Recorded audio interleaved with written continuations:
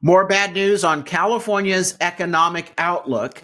Are the bad job killing policies of California Democrats finally catching up to them? We'll tell you what's going on and what we're doing at Reform California to try to fight back for prosperity.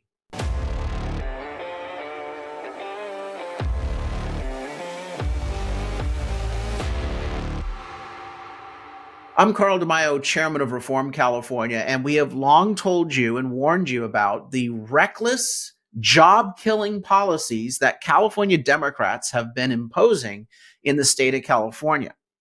They literally have zero concern for the impact on small businesses and working families of their destructive economic policies.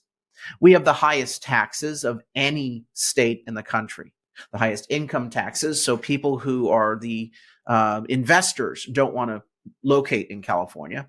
We've got the highest corporate taxes. We have the highest sales tax. We have the highest gas tax and energy rates, water rates, highest of any in the nation. We've got the highest property taxes, despite Prop 13. It's because our housing values and our land values are so much higher in California, even when you have a constrained percentage and rate of growth.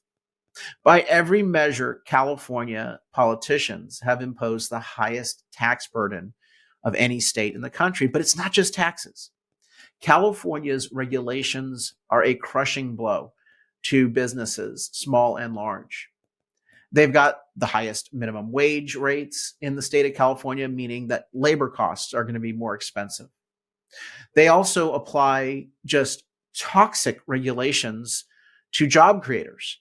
If you try hiring someone in California, there is a mountain of regulations that you have to comply with, from paid sick leave to the temperature of the bathroom at your workplace. Did you know that there's actually labor law regulations that govern the temperature that employers have to keep their bathroom at the office? Oh, you didn't know that, right? I mean, I'm telling you, you go through the California Labor Law Digest, which is a major publication put out by the California Chamber of Commerce. It is the size of a phone book. Well, for those of you who don't know what a phone book is, I mean, we're talking like newspaper size print, really tiny print. Newspaper bound, massive tomes. That's the size of the California labor regulations.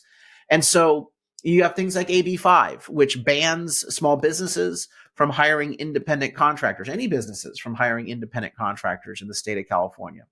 You've got labor unions who are shaking down businesses at every turn. All of these regulations make California the least attractive place to do business. And finally, you've got the attitude of government officials, from the governor down to state legislators, down to city council members, who basically view any business as an ATM machine to bilk.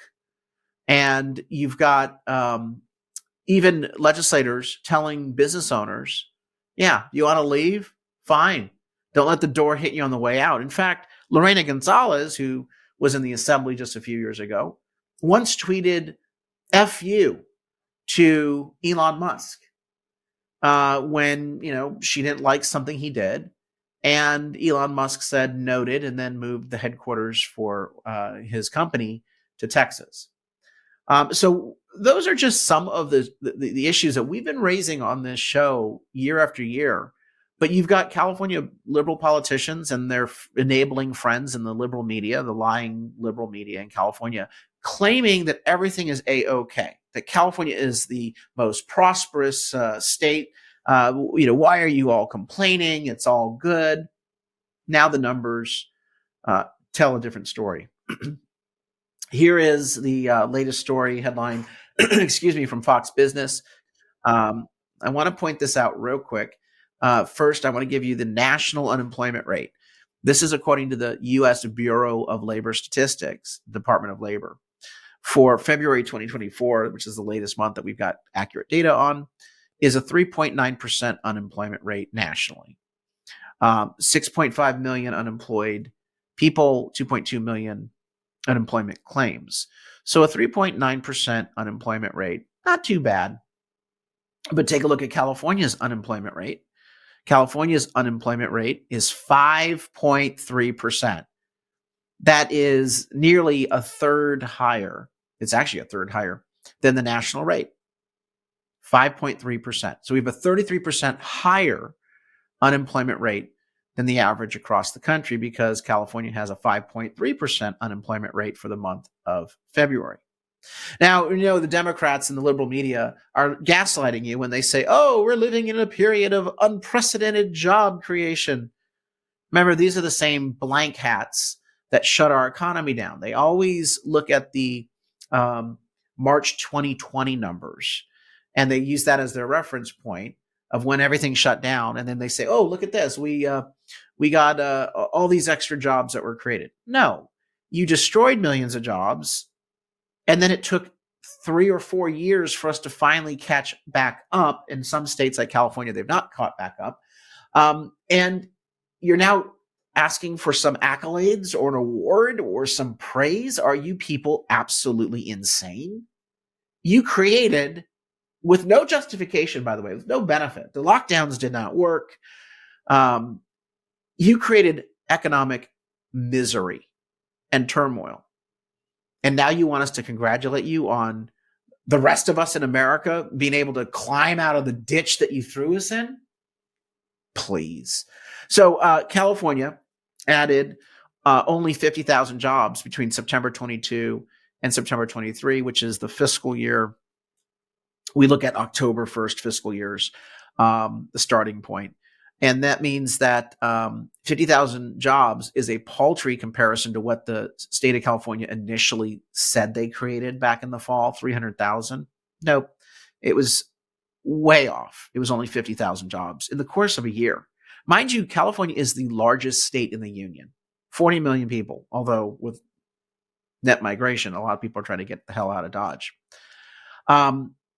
So you've got 50,000 jobs created in an entire year. Let me compare that to Texas. Texas created 340,000 jobs during the same period of time. Again, a slightly smaller state, creating 340,000 jobs. California, only 50,000 jobs. Do you see the disparity there? This is just inexcusable. This is embarrassing. It is a repudiation of the bad policies in California. So not only do you have an unemployment rate overall that is a third higher than the national average, but while Texas is creating 340,000 jobs and is smaller as a population base during 2022 to 2023, California only does 50,000 jobs. Florida did 235,000 jobs. Remember Gavin Newsom in his debate against Ron DeSantis a few months ago, how he's saying, oh, we're the best state in the country. We top Florida in all these indicators. He's a liar. By the way, the number he was trying to use back then was the 300,000 number. Now the real number comes out and it's only 50,000 compared to 235. Again, Newsom is a liar. I always say never trust what these politicians in California have to say, because once the final numbers come out, you find out that they basically fluffed and inflated for their press release. Texas has a $32 billion surplus this year. Florida has a $14 billion surplus. But what is California looking at? A $73 billion surplus, according to the Legislative Analyst Office. We're awash in red ink. Why? Because we're destroying jobs. People are fleeing the state. The cost of operating is still skyrocketing in California, and government, obviously, in that environment, they have to pay higher costs as well. They're doing it to themselves. But $73 billion budget deficit. And that's using the Enron style accounting of California state financial officials. The budget deficit is much, much worse than that. And so into this economic misery, do we have any indication that the media is going to hold these politicians accountable? Hells no. These media outlets still are clinging to this false narrative, the fantasy that somehow socialism works. Meanwhile, their media operations are going bankrupt in California, which is rich dessert, actually. What we need to do at Reform California is we need to use these numbers, the economic pain, the cost of living, as a battering ram against these politicians. Because Gavin Newsom and California Democrats are proposing to increase our tax rates in November. Across the board, they want mileage taxes, sales taxes. They want this new income-based utility rate tax where you pay higher utility rates if you earn, quote unquote, too much. They're going to give your utility company your personal income taxes. And of course, jobs are fleeing the state of California and residents along with it. So we need to make economic issues the centerpiece of our November election, followed by crime, and more on that in just a minute. But at Reform California, we need your help to bring those issues to the forefront through our various campaigns. Go onto our website, reformcalifornia.org. Here's our homepage, reformcalifornia.org. We have all sorts of news and information that's helpful in exposing the problems in California, breaking through the misinformation of California's liberal media. But on that site, we have our endorsements through our voter guide. Check that out. We're updating our voter guide for the November 2024 general election. We just had a very remarkably good primary. Our candidates won in primary seats. There are 12 seats that we can flip in the assembly, meaning all we need are 9 seats to break the California Democrat supermajority in that chamber. So we are within striking distance of really rebalancing California state politics. We need your help, though, in supporting these campaigns and these candidates. So go online and contribute as much as you can. We are a fully grassroots funded organization. We need your help and your involvement in order to fuel our fight to try to restore balance in California. Let's shift gears from the economic issues to public safety. Here is this story, and it's so embarrassing. SoCal malls see beefed up police presence over concern of, quote, mall takeovers. These are flash mobs that are coming in and ransacking not just one store now. Now they're hitting the entire mall. And so police departments have decided that malls are the front line in the battle against crime. Your local shopping mall is dangerous to go to. I'm sure the stores at that mall are not particularly happy about that, but it's true. We've got all these hoodlums and these crime organizations, cartels, that are working together to target businesses, and they go into these malls and hit a bunch of them all at once. And so you've got police departments that are now creating task forces that are deploying teams of people to mall duty. Gives new definition to the term mall cop, right? And then you got in Irvine, this story that came out. Irvine police arrest 3 people in, quote, transnational organized crime ring. And these are people that are coming in across the southern border from California's open border. Thanks, Joe Biden, and your open border policies. Not only are you bringing in your new voters to restock your cupboard from all the voters you've ticked off in California and across the country, but you're also letting in criminals at the same time. There are a lot of reports of gang members from Chile coming in and targeting California residences and small businesses. And so here in Irvine, they're talking about a transnational Chilean ring of criminals that they're arresting and warning people about. Now, meantime, what are California Democrats doing? They're not dealing with the crime wave. They just passed a law saying that you can't post the mugshot of criminals. Oh, because we don't want to offend a gangbanging robber or burglar or rapist or thug. So California posted or passed a law saying that you're not allowed to post the face, the mugshot of a criminal. It went into effect January 1st of this year. And you have to remove any mugshots of criminals that you've had previously out there. So you're supposed to scrub your social media if you're a police department of any offensive photos of criminals, because again, don't want to hurt the feelings of criminals, don't want to alert the public that this person may be a rapist or this person may be a robber or a thief. No, can't do that at all.